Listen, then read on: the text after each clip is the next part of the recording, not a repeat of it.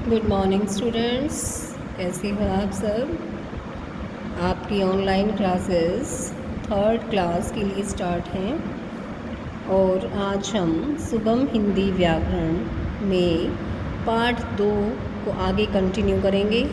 जहाँ तक हमने कल पढ़ा था वर्ण के बारे में, फिर उसके बाद हमने स्वर के बारे में पढ़ा, उसके बाद हमने व्यंजन के बारे में पढ़ा और आज हम पढ़ेंगे व्यंजन किसे कहते हैं और ये कितने प्रकार के होते हैं। देखिए, कल हमने पढ़ा था वर्ण, द अल्फ़ाबेट, कि वर्ण कहते किसे हैं।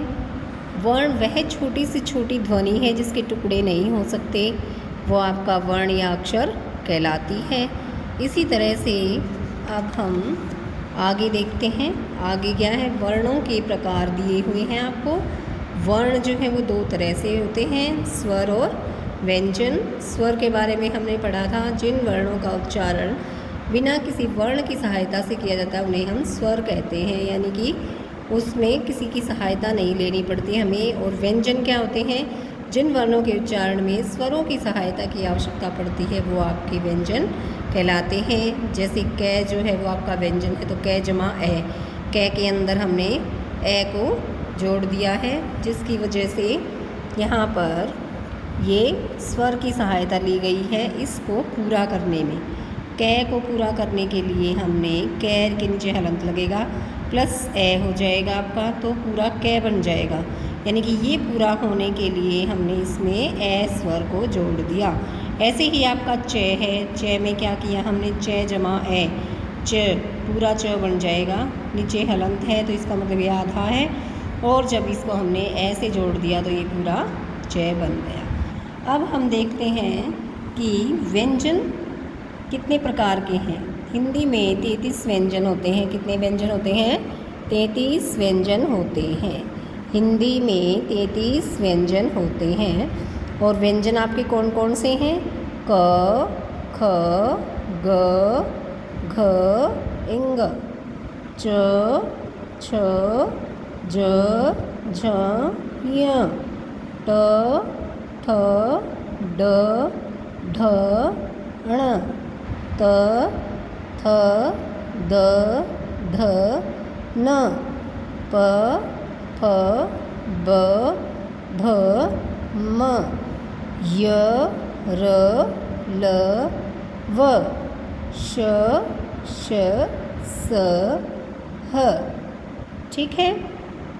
अब आपके ये हैं व्यंजन और ये 33 व्यंजन हैं। अब है आपका हिंदी की वर्णमाला।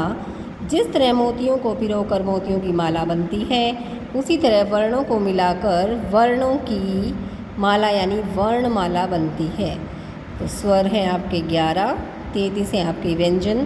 तो वर्णमाला में टोटल जो है कुल मिलाकर आपके 44 वर्ण बन जाते हैं।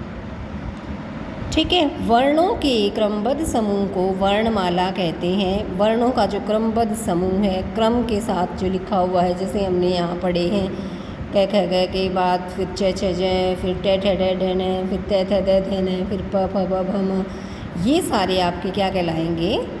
वर्णमाला। वर्णों का क्रमबद्ध जो है समूह वो वर्णमाला कहलाता है।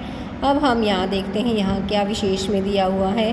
स्वर के बिना व्यंजन हलंत लगाकर लिखे जाते हैं, यानी जब तक उसके अंदर स्वर ऐड नहीं होता है, जुड़ता नहीं है, तो वो व्यंजन जो है वो आधा होता है। क, च, प और ब आदि सभी व्यंजनों में ए स्वर लगा होता है। इन्हें हम हलंत लगाकर लिखेंगे, जैसे क जमा अ, च जमा अ, प जमा अ, ब जमा अ आदि।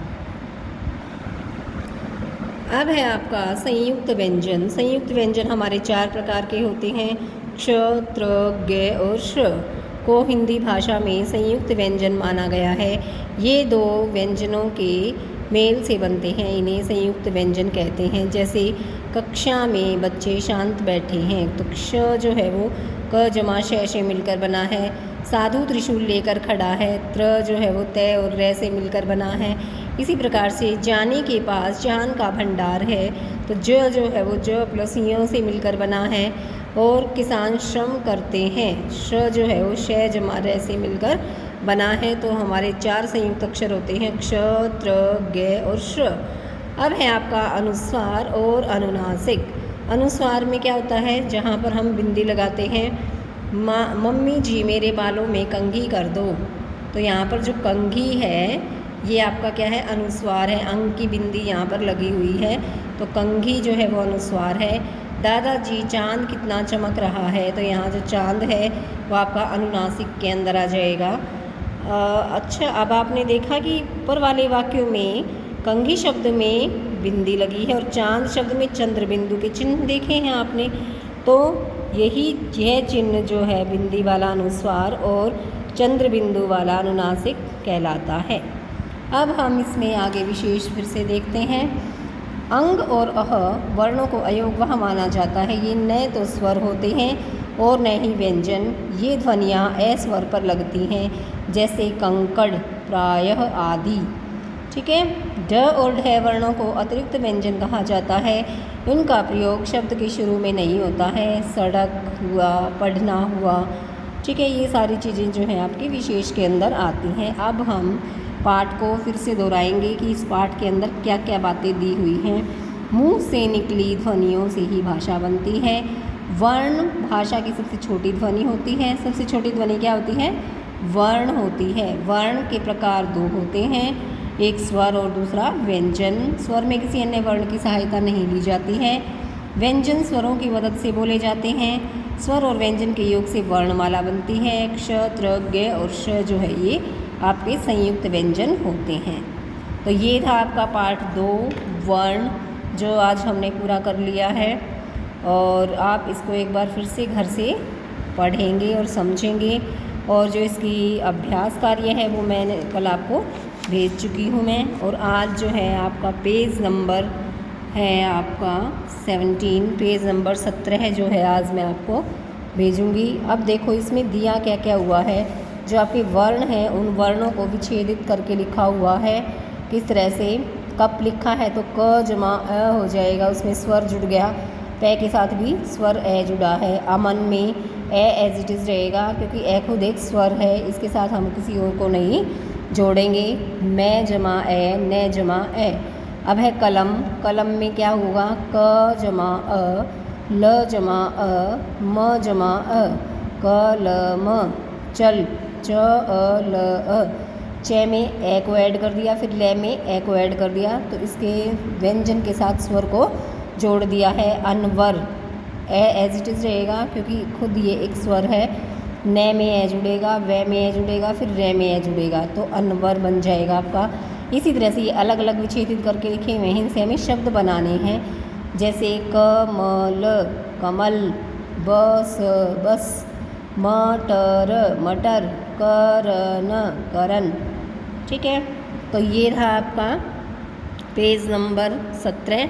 और इसमें जो है आपको वर्णों को आपस में मिलाना है। यहाँ से स्टार्ट है आपका कै, खे, गे, घे, इंग, च, छ, ज, छ, य, ट, ठ, ड, ढ, ण, त, थ, द, ध, न, प, फ, ब, भ, म। इन सब डॉट्स को जब हम मिलाएंगे तो ये क्या बनेगा, आपको एक मोर बन जाएगा आपका। और आपको इसमें कलर करना है सभी। ठीक है, ठीक है, आज के लिए इतना ही।